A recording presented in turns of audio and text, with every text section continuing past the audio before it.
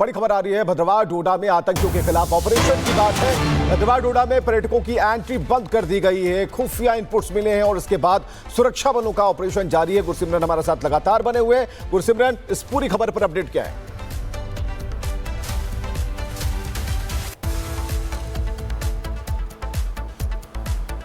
तो बड़ी खबर भद्रवाह डोडा में आतंकियों के खिलाफ ऑपरेशन की खबर है। भद्रवाह डोडा में पर्यटकों की एंट्री बंद की गई है। इनपुट्स मिले हैं और ऐसे में ज्यादा वहां पर जो पर्यटकों की जो संख्या जमा हो रही थी उन्हें कहा गया है कि अभी आप पीछे चले जाएं और वहां पर ऑपरेशन शुरू होने वाला है। हम अपडेट लेने की कोशिश कर रहे हैं। हमारे सहयोगी गुरसिमरन वहीं मौजूद हैं और वो बताएंगे कि ये ऑपरेशन किस दिशा में है और किस तरीके से इस ऑपरेशन को फील्ड आउट किया जा रहा है। बिल्कुल, और हम ये भी बताएं कि ये जो तस्वीरें हम आपको दिखा रहे हैं प्रतीकात्मक तस्वीरें हैं, क्योंकि ना तो ग्राउंड के ऑपरेशन की किसी तरह की कोई तस्वीरें हम दिखाएंगे और ये भी आपको बताएं कि जो भी ऑपरेशन इस वक्त चल रहे हैं वो वहां पर ग्राउंड पर जो भी इंफॉर्मेशन गुरसिमरन भी आप तक पहुंचाएंगे वो वही इंफॉर्मेशन पहुंचाएंगे जो कि सेना से क्लियर इंफॉर्मेशन होगी। इसीलिए गुरसिमरन जरा बताइए इस वक्त क्या इंफॉर्मेशन है आपके पास? देखिए, इस वक्त जो जानकारी मिल रही है, डोडा जिले के भद्रवाह में दो बड़े टूरिस्ट डेस्टिनेशन जिससे कि जय वैली और उसके साथ साथ पदरी जो है वो टूरिस्ट के लिए बंद कर दिया गया है। ये फैसला जो है प्रशासन की तरफ से तब लिया गया है जब बड़े पैमाने पर भारतीय सेना और जम्मू कश्मीर पुलिस ने यहाँ आतंक विरोधी अभियान की शुरुआत की है। ऊपरी इलाकों में आतंकियों के होने की मूवमेंट का जो है सुरक्षा बलों को इनपुट मिला था, जिसके बाद ये ऑपरेशन लॉन्च किया गया और अब जो है बताया जा रहा है, हालांकि पहले कुछ ज़्यादा स्थान ऐसे आ रहे थे कि जहाँ पर सिविलियन का मूवमेंट बंद किया गया है, लेकिन अब जो अधिकारियों से हमारी बात हुई है उन्होंने इस बात की पुष्टि की है कि सिर्फ जय वैली और इसके साथ साथ पदरी जो है वहां पर टूरिस्ट की डेस्टिनेशन को बंद कर दिया गया है। तो दो ऐसे जो है टूरिज्म रिसेप्शन सेंटर या टूरिज्म सेंटर्स हैं जहां पर अब इस मूवमेंट को बंद कर दिया गया है।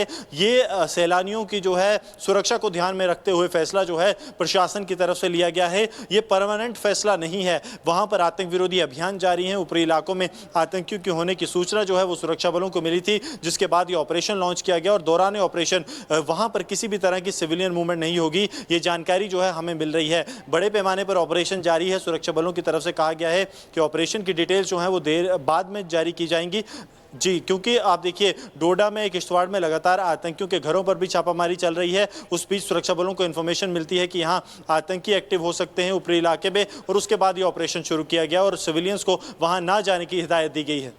बिल्कुल गुरसिमरन, और ये जो जैसा कि सुचारिता बता रही थी कि ये जो तस्वीरें हैं वो बस एक अभ्यास की तस्वीरें हैं, लेकिन ये राष्ट्र का मामला है। राष्ट्र सर्वोपरि महामंत्र के साथ जब आप आगे बढ़ते हैं तो ज़रूरी होता है कि कई चीज़ों को हमें हाइड करना पड़ता है, छुपाना पड़ता है और सब कुछ नहीं जताना होता है। जो जताने वाला काम है वो रिजल्ट के तौर पर जल्दी सामने आएगा। तो कुल मिलाकर ये तस्वीरें दिखा रहे हैं हम आपको। गुरसिमरन हमारे साथ जुड़े हुए हैं। गुरसिमरन, जिस तरीके से वो टारगेट किया जा रहा है, आपने बताया कि वहाँ पर जो वहाँ सिविलियंस है उन्हें रोका गया है और यह कहा जा रहा है कि ऑपरेशंस कहीं से भी बाधित ना हो। हालांकि कोई भी तस्वीर हम नहीं दिखाने वाले। और ये मुझे लगता है विवेक, ये भी बताना चाहिए लोगों को, दर्शकों को, क्योंकि अभी भी पर्यटक हैं जो कश्मीर में हैं। गुरसिमरन बेहतर बताएंगे, कश्मीर में है, जम्मू कश्मीर में, और जो भी किसी तरह की ताकीद अगर सिक्योरिटी फोर्सेस से आ रही है तो उसे माने और उसके हिसाब से ही मूवमेंट करें। ये बहुत जरूरी है क्योंकि वहां पर आर्मी एक तरह से जो भी इंस्ट्रक्शंस जारी कर रही है उसके हिसाब से ही पर्यटक भी मूवमेंट करें, क्योंकि अभी भी जम्मू कश्मीर में पर्यटक हैं। गुरसिमरन,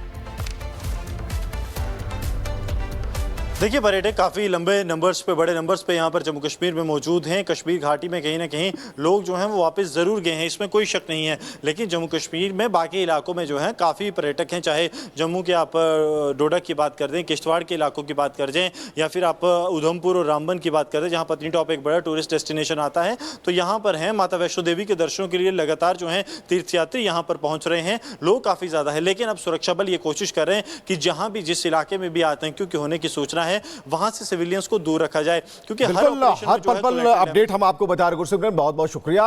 इधर झेलम नदी से पाकिस्तान की तरफ बहाव कम हुआ और झेलम के पानी को दूसरी नहरों की तरफ भेजा जा रहा है। पहलगाम हमले के बाद भारत सरकार सिंधु समझौता रद्द करने के बाद जो पहली रिपोर्ट है वो सुमित बता रहे हैं, जो एक्सक्लूसिव है, देखना जरूरी है। पहलगाम में जिस तरीके से आतंक से, खून से जो धरती है वो लाल की गई पाकिस्तान के आतंकियों की तरफ से, तो भारत ने बड़ा फैसला पाकिस्तान के खिलाफ लिया। वो 5 बड़े फैसले जिसके बाद पाकिस्तान की हालत खराब है, उसमें सबसे बड़ा फैसला है सिंधु यानी कि जो इंडस ट्रीटी है उसे तोड़ना, जिसके बाद पाकिस्तान के अब प्यासे मरने के हालात आ चुके हैं।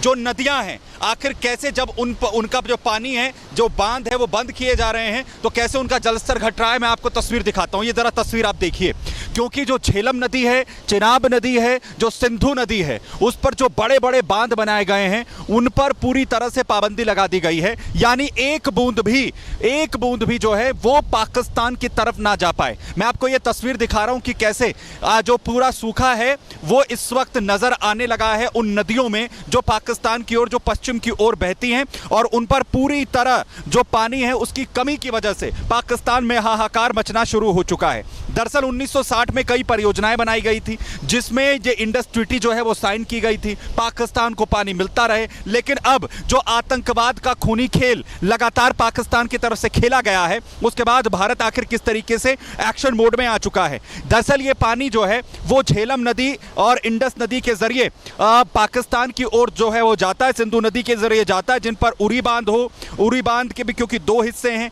किशन गंगा जल विद्युत जो है, जो पूरा प्रोजेक्ट है, तुलबुल परियोजना है, ये वो तमाम बांध है, वो तमाम परियोजनाएं हैं जहां से ये पानी बहता हुआ जाता है। और अब भारत ने अब पूरी तरह से इस पर जो है वो शिकंजा कस दिया है। मैं आपको इस पानी की स्थिति जो है वो दिखाता हूं, देखिए कैसे लगातार पानी का जो स्तर है वो यहां पर गिर रहा है। मेरे सहयोगी इरफान आपको दिखाएंगे, क्योंकि पहले ये नदी बिल्कुल ऊपर तक बह रही थी, लेकिन आप देखिए कि अब जलस्तर कितना नीचे यहां पर जा चुका है।